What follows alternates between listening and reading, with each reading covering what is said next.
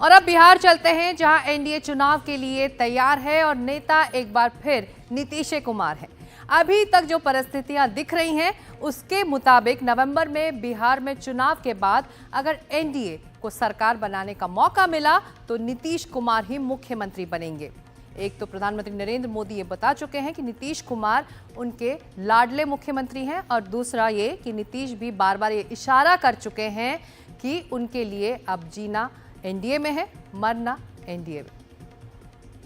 अरे तुम्हारे पिता को हम ही बनाए थे, वो जब आए थे उस समय नहीं था, ये सब फालतू छोड़ो। अरे थोड़ा जात वाला भी, अरे तुम्हारे जात वाले भी जो जात थे हमको कहते थे काहे के लिए आप कर रहे हैं, तो हमने तो उसी आदमी को बना दिया, बनवाया था। आई सब कुछ नहीं जानते हो।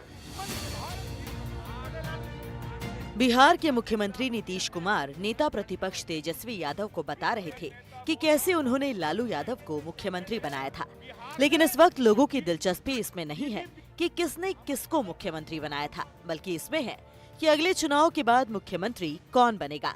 बिहार एनडीए में साफ हो गया है कि अगर सरकार बनी तो फिर से नीतीश कुमार मुख्यमंत्री बनेंगे। नीतीश कुमार ने भी आज विधानसभा में आरजेडी पर तीखा हमला बोलकर ये जता दिया कि अब बीजेपी के साथ ही वो आगे बढ़ेंगे। अरे अभी मेरे साथ थे तो कहाँ कोई बात, आप लोगों का कोई काम था, जो काम था मेरा था, ये आपका काम था।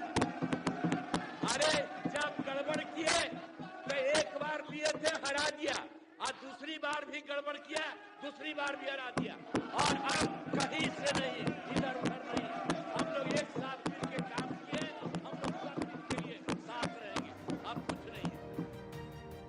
बीजेपी की बहुत पुरानी तमन्ना है कि एक बार उसका भी मुख्यमंत्री बने, लेकिन अभी बिहार में जो स्थिति है उसमें बीजेपी के सामने नीतीश कुमार के कद की दीवार खड़ी है। उस पर से प्रधानमंत्री नरेंद्र मोदी भी इशारा कर चुके हैं कि नीतीश कुमार की उनके लिए क्या अहमियत है।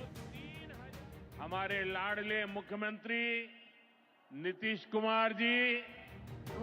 हालांकि सत्ता की राजनीति में मुंह देखकर कोई काम होता नहीं। नीतीश कुमार भी अपनी अहमियत जानते हैं और बीजेपी भी जानती है कि अगर सत्ता में बने रहना है तो नीतीश कुमार जरूरी हैं। आज भी नीतीश कुमार की छवि बिहार के सभी नेताओं में सबसे ज्यादा सुशासन से जुड़ी है। लोकसभा चुनाव में नीतीश कुमार पर लोगों का भरोसा भी उनके पक्ष में जाता है। फिर नीतीश कुमार के सांसदों की जरूरत केंद्र में मोदी सरकार को चलाने के लिए जरूरी है। बीजेपी के पास बिहार में ऐसा कोई नेता नहीं है जो नीतीश कुमार की तरह कद्दावर हो। यही वजह है कि बीजेपी ने भी नीतीश कुमार के लिए मोर्चाबंदी शुरू कर दी है। विधानसभा के भीतर तेजस्वी से सम्राट चौधरी की तीखी नोकझोंक इसका सबूत है। हम इनके पिता का नाम इस सदन में नहीं लेना चाहते। इनके पिता का भाषण गांधी मैदान में या भाजपा के रैलियों में मुख्यमंत्री जी के प्रति क्या था। देश का अगर सबसे मुख्यमंत्री है तो नीतीश कुमार जी। हमने तो नहीं बोला। नीतीश जी के पुत्र के बारे में आपके पिता ने क्या कहा था ये भी जान लीजिए। आप भी मौजूद थे। विरोधी दल के नेता के तौर पर लोग काम भाषण दे रहे हैं, वो दीजिए। अरे छोड़िए ना, क्या आपके पिता ने आप शब्द मुख्यमंत्री के लिए नहीं बोला? खड़ा होके बोलिए नहीं बोला, खड़ा होके बोलिए नहीं बोला, खड़ा होके बोलिए नहीं बोला, खड़ा होकर के बोलिए नहीं बोला, खड़ा होकर के बोलिए नहीं बोला। आपके पिताजी ने क्या क्या बोला? अरे बोला तो बोला। अरे आपके पिताजी ने क्या क्या बोला? छोड़िए ना। अरे बिहार को लूट लिया, आपके पिताजी ने बिहार को लूट लिया, गरीबों वंचितों को लूट लिया, पूरा बिहार लूटने वाला आपका परिवार।